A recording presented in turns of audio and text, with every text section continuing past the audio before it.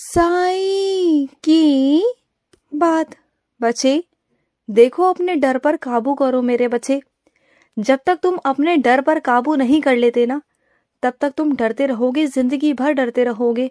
तुम्हें अपने डर पर काबू करना होगा, तभी तुम जिंदगी में आगे बढ़ सकते हो। देखो, जिंदगी में बहुत सारी परेशानियां आएंगी, परिस्थितियां आएंगी, बहुत सारे तुम्हारे आगे चुनौतियां भी आएंगी, लेकिन तुम्हें उससे निकल कर बाहर जाना होगा।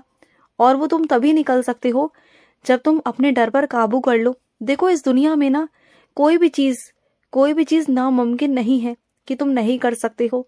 हर एक चीज को तुम पार कर सकते हो। हर एक चीज को अगर तुम चाहो तो सब कुछ प्राप्त कर सकते हो। सब कुछ मेरे बच्चे, तुम सब कुछ कर सकती हो। ये मैं तुमसे कहता हूँ, सुन रहे हो ना मेरी बात को? तुमसे कह रहा हूँ कि तुम सब कुछ कर सकते हो, सब कुछ।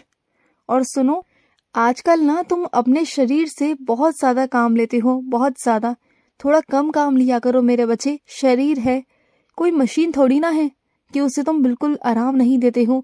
भागा दौड़ी, इधर भागना उधर भागना, काम पर जाना, घर आना, घर का काम, मेरा काम, सेवा। हाँ, इतना मत अपने शरीर को जोर दिया करो। जितना हो रहा है ठीक है, जितना नहीं हो पा रहा कोई बात नहीं। अगर मैं अपनी सेवा की बात करूं तो कोई बात नहीं मेरे बच्चे। अगर कभी तुम नहीं कर पाए तो कोई बात नहीं। मत किया करो ऐसा, अपने आप को परेशान, अपने शरीर को परेशान, कि अपने शरीर को तंग कर कर, परेशान कर कर तुम मेरी सेवा करो, तो ये मुझे बिल्कुल पसंद नहीं आएगा। मत करो, बिल्कुल भी मत करो। और सुनो, तुमने कभी अपने साईं के पाँव देखे हैं? सूजे पड़े हैं मेरे पैर। देखो मेरे पैरों को। तुम जानते हो, तुम्हारे पैरों का सारा दर्द, सारा थकावट वो मैंने अपने ऊपर ले ली है।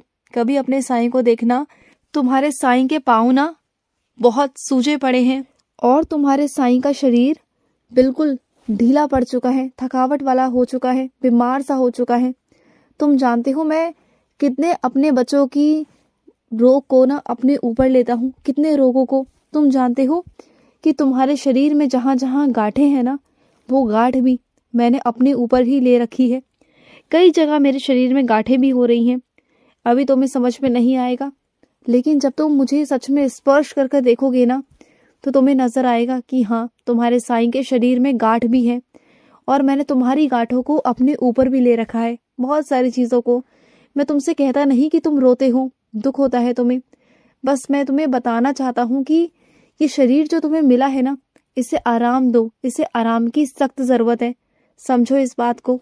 और तुमने इतना कठिन सोच लिया कैसे मेरे बच्चे कि तुम मेरे मंदिर नंगे पैर आओगे, वो भी इस ठंड के मौसम में? हाँ, नहीं आना तुम्हें, बिल्कुल नहीं आना। देखो, जो तुम्हारी इच्छा है वो मैं वैसे ही पूरी कर दूंगा।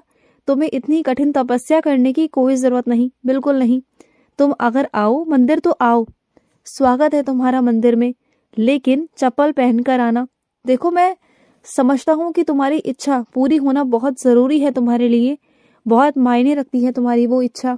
मैं मानता हूँ तुम्हारे जिंदगी से जुड़ी हुई है वो, ये भी मैं मानता हूँ, लेकिन इसका मतलब ये नहीं कि तुम इतनी कड़ी तपस्या करोगे। नहीं, ऐसा बिल्कुल नहीं है, ऐसा बिल्कुल भी मत करना। मैं तुम्हारी इच्छा वैसे ही पूरी कर दूंगा, ठीक है ना?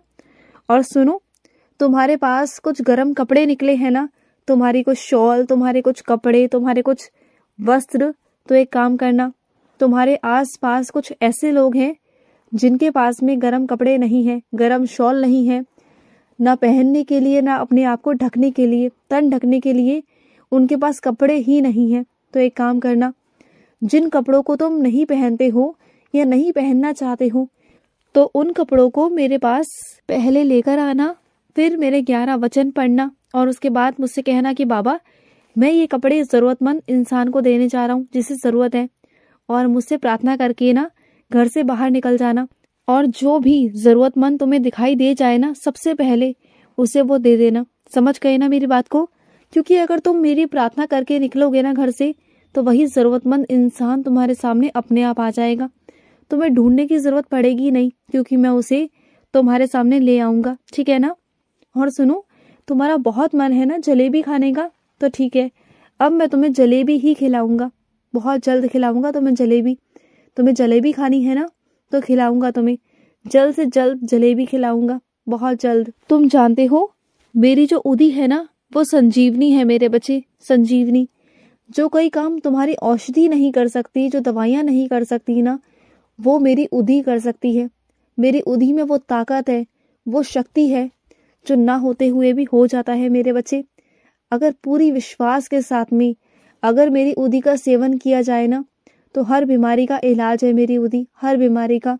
मेरी उदी संजीवनी है। और एक काम तुमसे कहूँ, अगर किसी भी मेरे बच्चे को उदी की जरूरत पड़े ना, तो उसकी मदद करना, उसे उदी प्रसाद के रूप में देना। जैसे मैं शिरडी में देता था और आज भी देता हूँ, तो वैसे ही तुम्हें भी आज यही काम करना होगा। अगर कोई तुम्हारे पास आता है, कोई भूला भटका कोई अनजान इंसान भी अगर हो, और अगर वो तुमसे मदद मांगे ना, तो उसे उदी प्रसाद देना। उदी का प्रसाद दे दिया करो और कंजूसी मत किया करो। देखो, तुम मेरे उदी प्रसाद को जितने दिल से, सच्चे दिल से बांटोगे ना, उतना तुम्हारे पास उदी प्रसाद आएगा। उदी प्रसाद की कभी कमी नहीं होगी तुम्हें, कभी भी। ये मेरा वादा है तुमसे।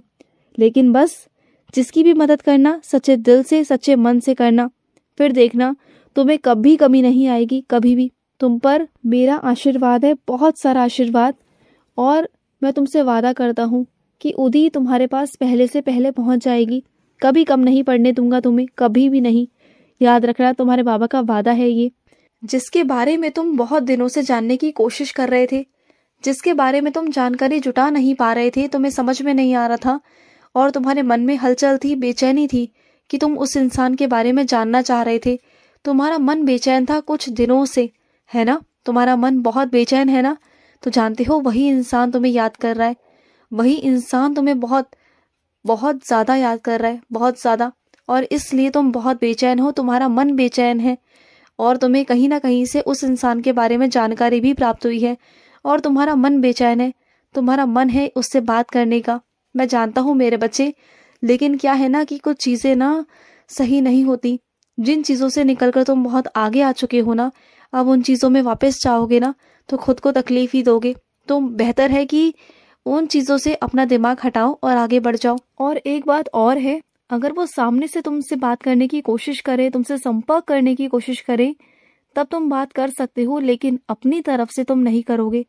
इस बार तो तुम नहीं करोगे, क्योंकि इस बार तुम्हारे आत्मसम्मान की बात थी। समझ गए ना मेरी बात को? जहां वो रिश्ता खत्म हुआ था, वो रिश्ता तुम्हारे आत्मसम्मान पर आकर खत्म हुआ था। और इसलिए मैं चाहता हूँ कि तुम्हारे आत्मसम्मान की रक्षा हुई थी और आज भी हो। मैं नहीं चाहता कि तुम अपने आत्मसम्मान को कुचल कर आगे बढ़ो। मैं नहीं चाहता, मैं बिल्कुल भी नहीं चाहता। और मेरी कुछ बच्चियों को साड़ी पहनने का बहुत शौक है, लेकिन वो साड़ी पहनती नहीं।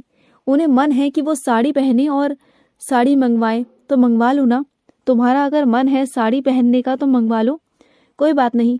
तुम जैसी साड़ी चाहते हो, मैं वैसी ही साड़ी तुम्हारे सामने लाकर रख दूंगा और तुम्हारे घर पर आ जाएगी। तुम्हें पहननी होगी, तुम्हारा मन है ना? तो ठीक है, मैं तुम्हें इस बार साड़ी ही दिलवाऊंगा। चिंता बिल्कुल भी मत करना। तुम साड़ी पहनते हो ना तो बहुत सुंदर लगते हो, पता है तुम्हें? और जब तुम श्रृंगार करती हो ना, तो तुम बहुत खूबसूरत लगती हो मेरी बच्ची, बहुत खूबसूरत। और कुछ मेरे बच्चे तो इतने मेरे आदी हैं, इतने आदी हैं कि वो मेरी उदी का टीका लगाए बिना घर से कदम बाहर भी नहीं निकालते। अगर उनसे कोई कहे ना कि बाहर जाओ, तो सबसे पहले उदी का टीका लगाते हैं और उसी के बाद बाहर जाते हैं। और उदी टीके से तुम्हारी बहुत रक्षा भी होती है, जानते हो? तुम नहीं जानते, लेकिन उदी से तुम्हारी बहुत रक्षा होती है मेरे बच्चे। खुश रहो। आज का साई संदेश समाप्त हुआ।